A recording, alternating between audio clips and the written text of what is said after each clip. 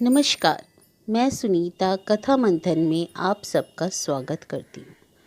कथा मंथन में आज सुनिए मुंशी प्रेमचंद्र जी द्वारा रचित कहानी नया विवाह। हमारी देह पुरानी है, लेकिन इसमें सदैव नया रक्त दौड़ता रहता है। नए रक्त के प्रवाह पर ही हमारे जीवन का आधार है। पृथ्वी की इस चिरंतर व्यवस्था में यह नयापन उसके एक एक अणु में, एक एक कण में, तार में बसे हुए स्वरों की भांति गूंजता रहता है। और यह 100 साल की बुढ़िया आज भी नवेली दुल्हन बनी हुई है।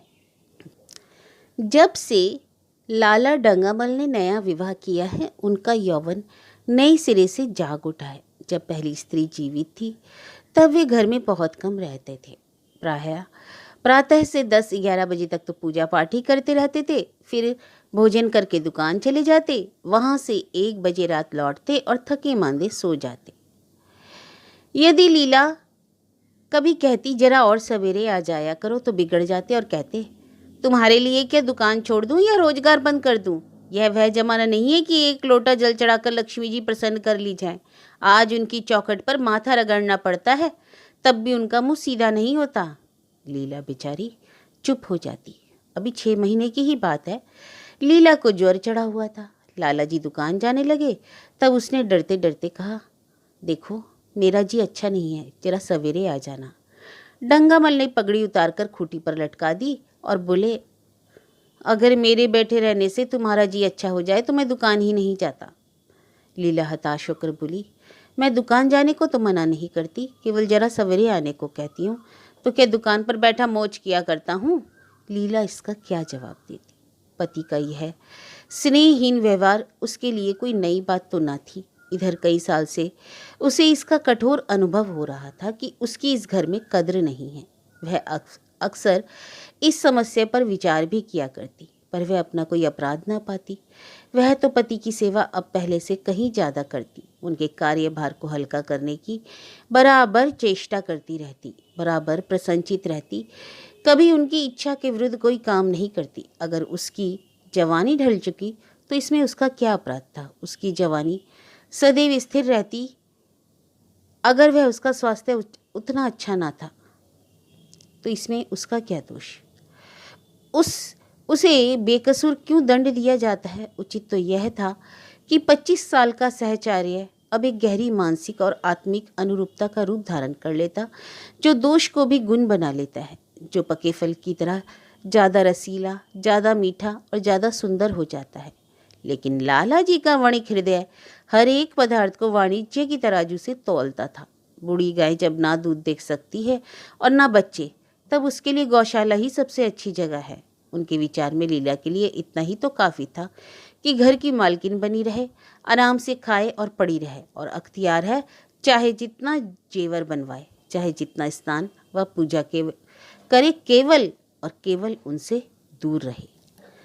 मानव प्रकृति की जटिलता का यह एक रहस्य था कि डंगामल जिस आनंद से लीला को वंचित रखना चाहते थे, जिसकी उसके लिए कोई जरूरत ही ना समझते थे, और खुद उसी के लिए सदैव प्रयत्नशील रहते। लीला 40 वर्ष की होकर बूढ़ी समझ ली गई थी, किंतु वे 43 के होकर अभी जवान ही थे, जवानी के उन्माद और उल्लास से भरे हुए। लीला से अब उन्हें एक तरह की अरुचि होती थी, और वह दुखिया जब अपनी त्रुटियों का अनुभव करके प्रकृति के निर्दय आघातों से बचने के लिए रंग व रोगन की आड़ लेती, तब लाला जी उसके बूढ़े नखरों से और भी घृणा करने लगते। वे कहते, वाहरी तृष्णा, 7 लड़कों की तो माँ हो गई, बाल खिचड़ी हो गए, चेहरा धुले हुए फलालैन की तरह सिकुड़ गया, मगर आपको अभी महावर, सिंदूर, मेहंदी और उपटन की हवस बाकी ही है। औरतों का स्वभाव भी कितना विचित्र है, ना जाने क्यों बनाव सिंगार पर इतना जान देती हैं। पूछो अब तुम्हें और क्या चाहिए। क्यों नहीं मन को समझा लेती कि जवानी विदा हो गई है और इन उपादानों से वापस नहीं बुलाई जा सकती है। लेकिन वे खुद जवानी का स्वप्न देखते रहते। उनकी जवानी की तृष्णा अभी शांत ना हुई थी। जाड़ों में रसों और पाकों का सेवन करते रहते, हफ्ते में 2 बार खिजाब लगाते और एक डॉक्टर से मंकी लैंड के विषय में पत्र व्यवहार कर रहे थे। लीला ने उन्हें असमंजस में देखकर कातर स्वर में पूछा, अरे कुछ बतला तो सकते हो, कै बजे आओगे। लाला जी ने शांत भाव से पूछा, तुम्हारा जी आज कैसा है? लीला क्या जवाब दे। अगर कहती कि बहुत खराब है तो शायद वे महाशय वहीं बैठ जाएं और उसे जली कटी सुनाकर अपने दिल का बुखार निकालें, और अगर कहती कि अच्छी हूँ तो शायद निश्चिंत होकर 2 बजे तक कहीं खबर लें। इस दुविधा से डरते डरते बोली, अब तक तो हल्की थी लेकिन अब कुछ भारी हो रही है। तुम जाओ दुकान पर, लोग तुम्हारी राह देखते होंगे। हाँ, ईश्वर के लिए 1-2 ना बजा देना, लड़के सो जाते हैं, मुझे जरा अच्छा नहीं लगता, जी घबराता है। सेठ जी ने अपने स्वर में स्नेह की चाशनी देकर कहा, अच्छा 12 बजे तक आ जरूर जाऊंगा। लीला का मुख धूमिल हो गया। उसने कहा, 10 बजे तक नहीं आ सकते? अच्छा 11:30, उससे पहले किसी तरह नहीं। नहीं 10:30, अच्छा 11 बजे। लाला वादा करके चले गए, लेकिन 10 बजे रात को एक मित्र ने मुजरा सुनने के लिए बुला भेजा। इस निमंत्रण को कैसे इनकार कर देते? जब एक आदमी आपको खातिर से बुलाता है तब यह कहाँ की भल मानसता है कि आप उसका निमंत्रण अस्वीकार कर दें। लाला जी मुजरा सुनने चले गए और फिर 2 बजे लौटे। चुपके से आकर नौकर को जगाया और अपने कमरे में जाकर लेटे रहे। लीला उनकी राह देखती प्रतिक्षण विकल वेदना का अनुभव करती हुई ना जाने कब सो गई थी। अंत को इस बीमारी ने अभागिनी लीला की जान ही लेकर छोड़ा। लाला जी को उसके मरने का बड़ा दुख हुआ। मित्रों ने संवेदना के तार भेजे। एक दैनिक पत्र ने शोक प्रकट करते हुए लीला के मानसिक और धार्मिक सद्गुणों को खूब बढ़ाकर वर्णन किया। लाला जी ने इन सभी मित्रों को हार्दिक धन्यवाद दिया और लीला के नाम से बालिका विद्यालय में 5 वजीफे प्रदान किए तथा मृतक भोज तो जितने समारोह से किया गया वह नगर के इतिहास में बहुत दिनों तक याद रहेगा। लेकिन 1 महीना भी ना गुजरने पाया था कि लाला जी के मित्रों ने चारा डालना शुरू कर दिया और उसका यह असर हुआ कि 6 महीने की विधुरता के तप के बाद उन्होंने दूसरा विवाह कर लिया। और बेचारे आखिर करते भी क्या? जीवन में एक सहचरी की आवश्यकता तो थी ही। इस उम्र में तो एक तरह से यह अनिवार्य भी हो जाता है। जब से नई पत्नी आई, लाला जी के जीवन में आश्चर्यजनक परिवर्तन हो गया। दुकान से अब उतना प्रेम नहीं था। लगातार हफ्तों ना जाने में भी उनके कारोबार में कोई हर्ज नहीं होता। जीवन के उपभोग की जो शक्ति दिन दिन क्षीण होती जाती थी, अब वह छींटे पाकर सजीव हो गई थी। सूखा पेड़ हरा हो गया था, उसमें नई नई कोपले फूटने लगी थी। मोटर नहीं आ गई, कमरे नए फर्नीचर से सजा दिए गए, नौकरों की भी संख्या बढ़ गई, रेडियो तक आ पहुंचा और प्रतिदिन नए नए उपहार आते रहते। लाला जी की बूढ़ी जवानी जवानों की जवानी से भी प्रखर हो गई थी। उसी तरह जैसे बिजली का प्रकाश चंद्रमा के प्रकाश से ज़्यादा स्वच्छ और मनोरंजक होता है। लाला जी को उनके मित्र इस रूपांतर पर बधाइयाँ देते, जब वे गर्व के साथ कहते, भाई हम तो हमेशा जवान रहे और हमेशा जवान रहेंगे। बुढ़ापा यहाँ आए तो उसके मुंह में कालिक लगाकर गधों पर उल्टा सवार करा के शहर से ना निकाल दें। जवानी और बुढ़ापे को ना जाने क्यों लोग अवस्था से संबंध कर देते हैं। जवानी का उम्र से उतना ही संबंध है जितना धर्म का आचार से, रुपए का ईमानदारी से, रूप का श्रृंगार से। आजकल के जवानों को आप जवान कहते हैं, उनकी 1000 जवानियों को अपने 1 घंटे से भी ना बदलूंगा। मालूम होता था उनकी जिंदगी में कोई उत्साह ही नहीं, कोई शौक ही नहीं। जीवन क्या है? गले में पड़ा हुआ एक ढोल है। यही शब्द घटा बढ़ाकर वे आशा के हृदय पटल पर अंकित करते रह गए। उसमें बराबर सिनेमा, थिएटर और दरिया की सैर के लिए आग्रह करते रहते, लेकिन आशा को ना जाने क्यों इन बातों में जरा भी रुचि ना थी। वह जाती तो थी मगर बहुत टालटुल करने के बाद। एक दिन लाला जी ने आकर कहा, चलो आज बजरे पर दरिया की सैर करें। वर्षा के दिन थे, दरिया चढ़ा हुआ था। मेघमालाएं अंतर्राष्ट्रीय सेनाओं की भांति रंग बिरंगी वर्दियां पहने आकाश में कवायद कर रही थी। सड़क पर लोग मलार और गाते चलते थे। बागों में झूले पड़ गए थे। आशा ने बेदिली से कहा, मेरा जी तो नहीं चाहता। लाला जी ने मृदु प्रेरणा के साथ कहा, तुम्हारा मन कैसा है जो आमोद प्रमोद की ओर आकर्षित नहीं होता? चलो ना जरा दरिया की सैर देखो। सच कहता हूँ बजरे पर बड़ी बहार रहेगी। आप जाएं, मुझे और कई काम करने हैं। काम करने को कई आदमी हैं, तुम क्या काम करोगी? महाराज अच्छे सालन नहीं पकाता, आप खाने बैठेंगे तो यूं ही उठ जाएंगे। आशा अपने अवकाश का बड़ा भाग लाला जी के लिए तरह तरह का भोजन पकाने में ही लगाती थी। उसने किसी से सुन रखा था कि एक विशेष अवस्था के बाद पुरुष के जीवन का सबसे बड़ा सुख रसना का स्वाद ही रह जाता है। लाला जी की आत्मा खिल उठी। उन्होंने सोचा कि आशा को उनसे कितना प्रेम है कि वह दरिया की सैर को उनकी सेवा के लिए छोड़ रही है। और एक लीला थी कि मान न मान चलने को तैयार रहती, पीछा छुड़ाना पड़ता था, खामखा सिर पर सवार हो जाती थी और सारा मजा किरकिरा कर देती थी। स्नेह भरे उलाहने से बोले, तुम्हारा मन भी विचित्र है। अगर एक दिन सालन फीका ही रहा तो क्या ऐसा क्या तूफान आ जाएगा? तुम तो मुझे बिल्कुल निकम्मा बनाए देती हो। अगर तुम न चलोगी तो मैं भी न जाऊंगा। आशा ने जैसे गले से फंदा छुड़ाते हुए कहा, आप भी तो मुझे इधर उधर घुमा घुमा कर मेरा मिजाज बिगाड़ देते हैं। आदत पड़ जाएगी तो घर का धंधा कौन करेगा? अरे, मुझे घर के धंधों की रत्ती भर भी परवाह नहीं, बाल की नोक बराबर भी नहीं। मैं चाहता हूँ कि तुम्हारा मिजाज बिगड़े और तुम गृहस्थी की चक्की से दूर रहो। और तुम मुझे बार बार आप क्यों कहती हो? मैं चाहता हूँ कि तुम मुझे तुम कहो, तू कहो, गालियाँ दो, धौल जमाओ। तुम तो मुझे आप कह के जैसे देवता के सिंहासन पर बैठा देती हो। मैं अपने घर में देवता नहीं, चंचल बालक बनना चाहता हूँ। आशा ने मुस्कुराने की चेष्टा करके कहा, भला मैं आपको तुम कहूँगी? तुम तो बराबर वाले को कहा जाता है कि बड़ों को। मुनीम ने अगर 1,00,000 घाटे की खबर सुनाई होती तो शायद लाला जी को इतना दुख न होता जितना आशा के इन कठोर शब्दों से हुआ। उनका सारा उत्साह, सारा उल्लास जैसे ठंडा पड़ गया। सिर पर बांकी रखी हुई फूलदार टोपी, गले में पड़ी हुई जोगिए रंग की चुनी हुई रेशमी चादर, वह तंजेब का बेलदार कुर्ता जिसमें सोने के बटन लगे हुए थे, यह सारा ठाठ कैसे उन्हें हास्यजनक जान पड़ने लगा, जैसे वह सारा नशा किसी मंत्र से उतर गया हो।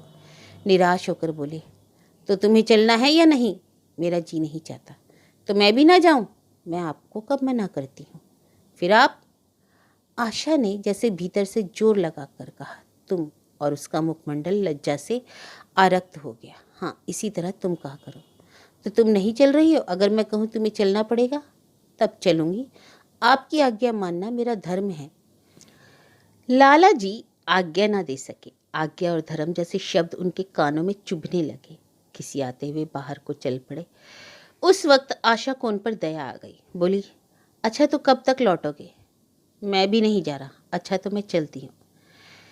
जैसे कोई जिद्दी लड़का रोने के बाद अपनी इच्छित वस्तु पाकर उसे पैरों से ठुकरा देता है, उसी तरह लाला जी ने मुंह बनाकर कहा, तुम्हारा जी नहीं करता तो ना चलो। मैं आग्रह नहीं करता। नहीं, आप नहीं, तुम बुरा मान जाओगे।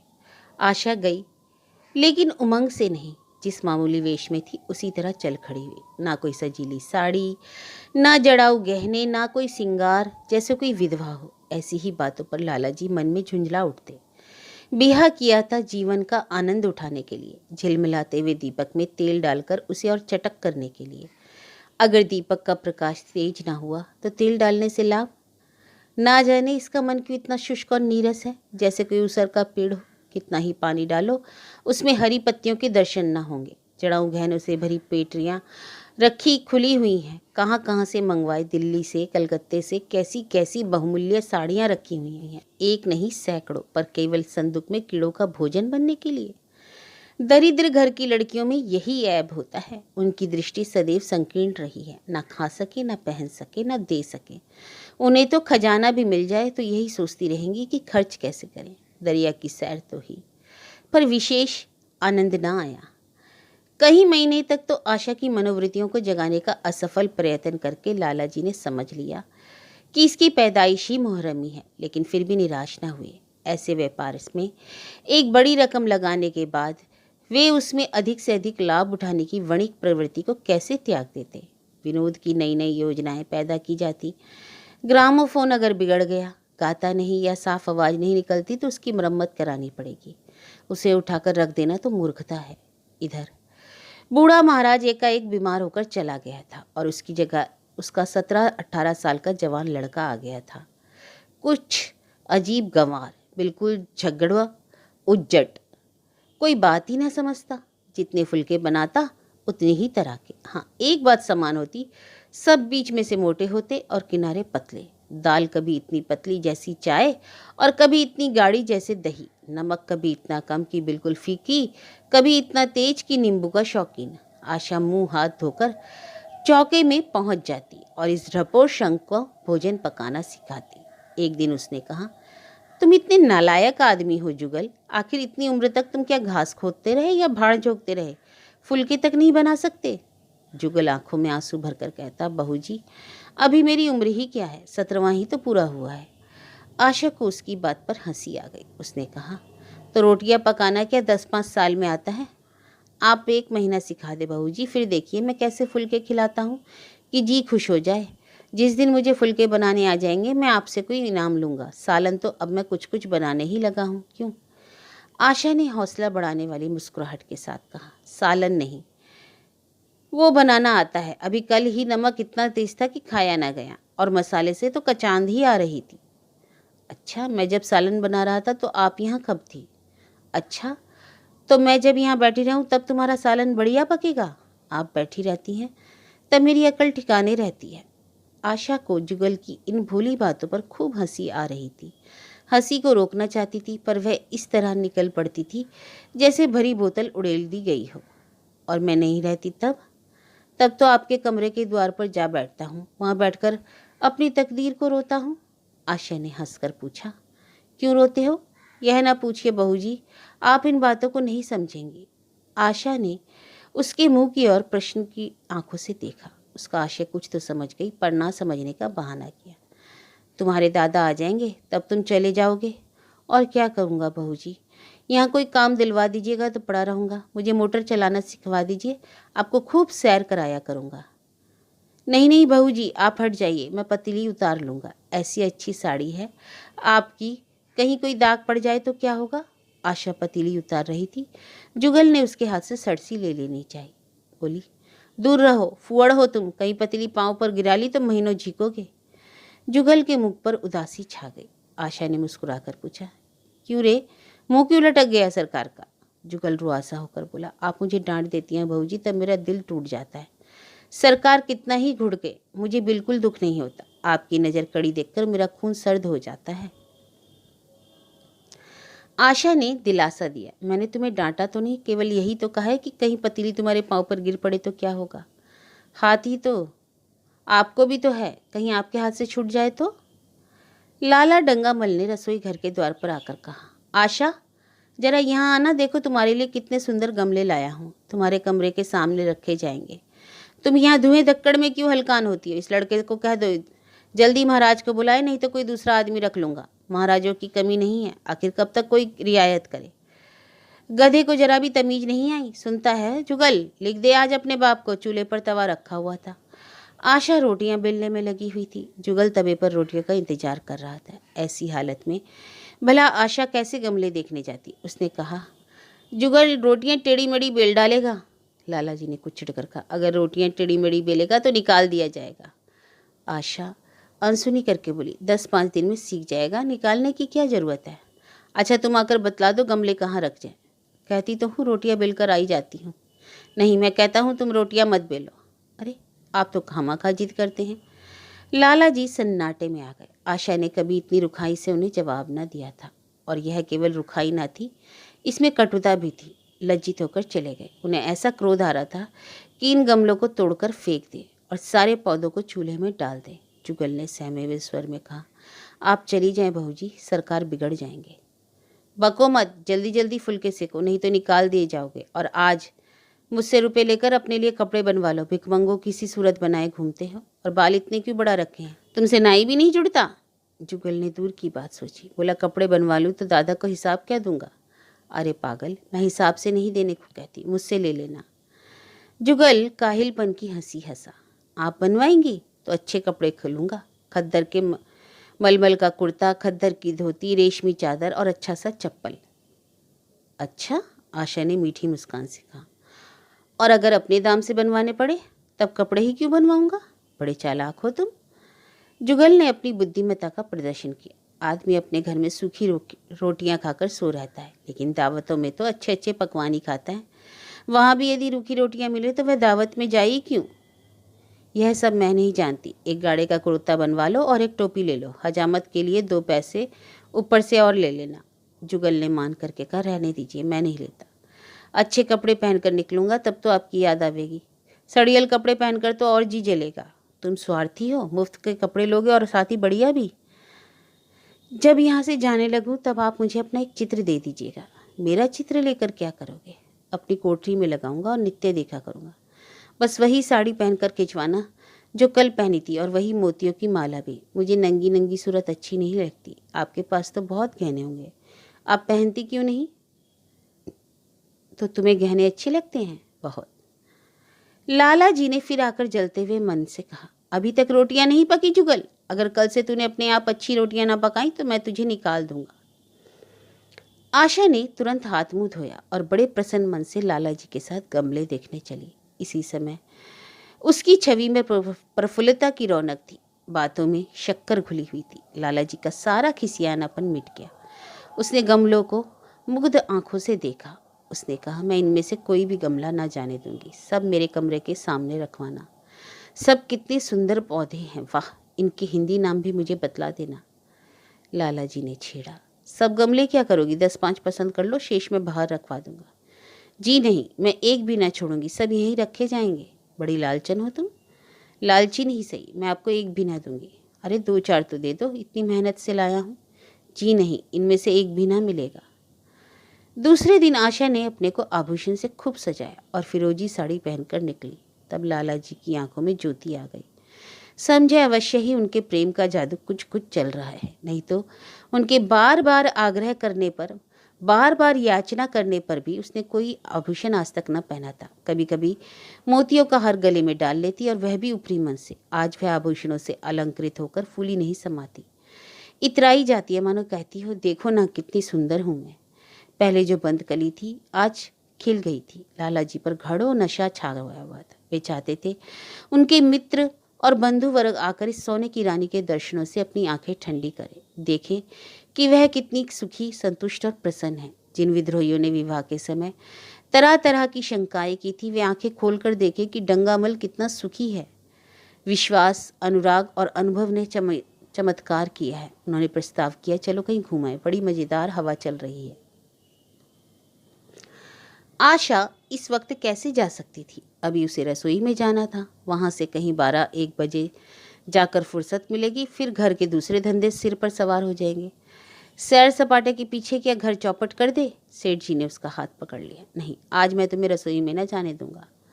महाराज की किए तो कुछ ना होगा, तो आज उसकी शामत आ जाएगी। आशा के मुख पर से वह प्रफुल्लता जाती रही, मन भी उदास हो गया। एक सोफा पर लेटकर बोली, आज ना जाने क्यों कलेजे में मीठा मीठा दर्द हो रहा है। ऐसा दर्द कभी नहीं होता था। सेठ जी घबरा उठे। अच्छा, कब से हो रहा है यह दर्द? हो तो रहा है रात से, लेकिन अभी कुछ कम हो गया था, अब फिर होने लगा, रह रहकर जैसे चुभन होती है। सेठ जी एक बात सोचकर दिल ही दिल में फूल उठे। अब वे गोलियां रंग ला रही हैं। राजवैद्य जी ने कहा भी था कि जरा सोच समझकर इनका सेवन कीजिएगा, क्यों ना हो, खानदानी वैद्य हैं। इनके बाप बनारस के महाराज के चिकित्सक थे, पुराने और परीक्षित नुस्खे हैं इनके पास। उन्होंने कहा था, तो रात में से ही यह दर्द हो रहा है? तुमने मुझसे नहीं कहा? नहीं नहीं, मैं तो वैद्य जी से कोई दवा मंगवाता। मैंने समझा आप ही आप अच्छा हो जाएगा, मगर अब बढ़ रहा है। कहाँ दर्द हो रहा है, जरा देखूं, कुछ सूजन तो नहीं है? सेठ जी ने आशा के आंचल की तरफ हाथ बढ़ाया। आशा ने शर्माकर सिर झुका लिया। उसने कहा, यह तुम्हारी शरारत मुझे अच्छी नहीं लगती। मैं अपनी जानो मरती हूँ, तुम्हें हंसी सूझती है? जाकर कोई दवा लाओ। सेठ जी अपने पुरुषत्व का डिप्लोमा पाकर उससे कहीं ज़्यादा प्रसन्न हुए जितना राय बहादुरी पाकर होते। इस विजय का डंका पीटे बिना उन्हें कैसे चैन आ सकता था? जो लोग उनके विवाह के विषय में द्वेषमय टिप्पणियां कर रहे थे, उन्हें नीचे दिखाने का कितना अच्छा अवसर हाथ आया है, और वह भी इतनी जल्दी। पहले पंडित भोलानाथ के पास गए और भाग्य ठोक कर बोले, वही मैं तो बड़ी विपत्ति में फंस गया। कल से उनके कलेजे में दर्द हो रहा है, कुछ बुद्धि काम नहीं करती, कहती है ऐसा दर्द पहले कभी भी नहीं हुआ था। भोलानाथ ने कुछ बहुत हमदर्दी ना दिखाई। सेठ जी यहाँ से उठकर अपने दूसरे मित्र लाला फागमल के पास पहुंचे और उनसे भी लगभग इन्हीं शब्दों में शोक संवाद कहा। फागमल बड़ा शोहदा था, मुस्कुराकर बोला, अजी मुझे तो आपकी शरारत मालूम होती है। सेठ जी की बाँछें खिल गई। उन्होंने कहा, अरे मैं अपना दुख सुना रहा हूँ और तुम्हें दिल लगी सुस्ती है? जरा भी आदमियत तुम में नहीं है। अरे मैं दिल लगी नहीं कर रहा हूँ, इसमें दिल लगी की क्या बात है? वे हैं कमसीन कोमलांगी, आप ठहरे पुराने लठैत, दंगल के पहलवान। बस अगर यह बात ना निकले तो मूछें मुड़ा लूँ। सेठ की आंखें जगमगा उठी, मन में यौवन की भावना प्रबल हो उठी और उसके साथ ही मुख पर भी यौवन झलक आ गया। छाती जैसे कुछ फैल गई। चलते समय उनके पग कुछ आर्थिक मजबूती से जमीन पर पड़ने लगे और सिर की टोपी भी ना जाने कैसे बांकी हो गई। आकृति से ही बांकपन की शान बरसने लगी। जुगल ने आशा को सिर से पांव तक जगमगाते देखकर कहा, बस बहू जी, आप इसी तरह पहने ओढ़ के रहा करें। आज मैं आपको चूल्हे के पास ना आने दूंगा। आशा ने नयन बान चलाकर कहा, क्यों? आज यह नया हुक्म क्यों? पहले तो तुमने कभी नहीं मना किया। आज की बात तो दूसरी है, जरा सुनो तो क्या बात है। डरता हूँ कहीं आप नाराज ना हो जाएं। नहीं नहीं, मैं नाराज ना होंगी। आज आप बहुत सुंदर लग रही हैं। लाला डंगामल ने असंख्य बार आशा के रूप और यौवन की प्रशंसा की थी, मगर उनकी प्रशंसा में उसे बनावट की गंध आती थी। वह शब्द उनके मुख से निकलकर कुछ ऐसे लगते जैसे कोई पंगु दौड़ाने की चेष्टा कर रहा हो। जुगल की इन सीधे शब्दों में एक उन्माद था, नशा था, चोट थी। आशा की सारी देह प्रकंपित हो गई। तुम मुझे नज़र लगा दोगे जुगल? इस तरह क्यों घूरते हो? जब यहाँ से चला जाऊँगा तब आपकी बहुत याद आएगी। रसोई पकाकर तुम सारे दिन क्या करते हो? दिखाई नहीं देते? सरकार रहते हैं इसलिए नहीं आता। फिर अब तो मुझे जवाब मिल रहा है, देखिए भगवान कहाँ ले जाते हैं। आशा की मुख मुद्रा कठोर हो गई। उसने कहा, कौन तुम्हें जवाब देता है? सरकार ही तो कहते हैं तुझे निकाल दूंगा। अपना काम किए जगह, कोई नहीं निकालेगा। अब तो तुम फुलके भी अच्छे बनाने लगे। सरकार तो है बड़े गुस्से पर। अरे 2-4 दिन में उनका मिजाज ठीक किए देती हूँ। आपके साथ चलते हैं तो आपके बाप से लगते हैं। अरे तुम बड़े मुंहफट हो, खबरदार, जबान संभाल कर बात किया करो। किंतु अप्रसन्नता का यह झीना आवरण उनके मनोरहस्य को ना छिपा सका। वह प्रकाश की भांति उसके अंदर से निकल पड़ता था। जुगल ने फिर उसी निर्भीकता से कहा, मेरा मुंह कोई बंद कर ले। यहाँ तो सभी यही कहते हैं। मेरा ब्याह कोई 50 साल की बुढ़िया से कर दे तो मैं घर छोड़कर भाग जाऊँ, या खुद जहर खा लूँ, या उसे जहर देकर मार डालूँ। फांसी तो होगी। आशा उस कृत्रिम क्रोध को कायम न रख सकी। जुगल ने उसकी हृदय वीणा के तारों पर एक चोट मारी थी कि उसके बहुत जब्त करने पर भी मन की व्यथा बाहर निकल आई। उसने कहा, भाग्य भी तो कोई वस्तु है, ऐसा भाग्य जाए भाड़ में। तुम्हारा ब्याह किसी बुढ़िया से ही करूँगी, देख लेना। तो मैं जहर खा लूँगा, देख लीजिएगा। क्यों? बुढ़िया तुम्हें जवान स्त्री से ज़्यादा प्यार करेगी, ज़्यादा सेवा करेगी, तुम्हें सीधे रास्ते पर रखेगी। अरे यह सब काम तो माँ का होता है। बीवी जिस काम के लिए है उसी काम के लिए है। और आखिर बीवी किस काम के लिए है? मोटर की आवाज़ आई। ना जाने कैसे आशा के सिर का आंचल खिसक कर कंधों पर आ गया। उसने जल्दी से आंचल खींचकर सिर पर कर लिया और कहती हुई अपने कमरे की ओर लपकी कि लाला जी भोजन करके चले जाएं, तब आना।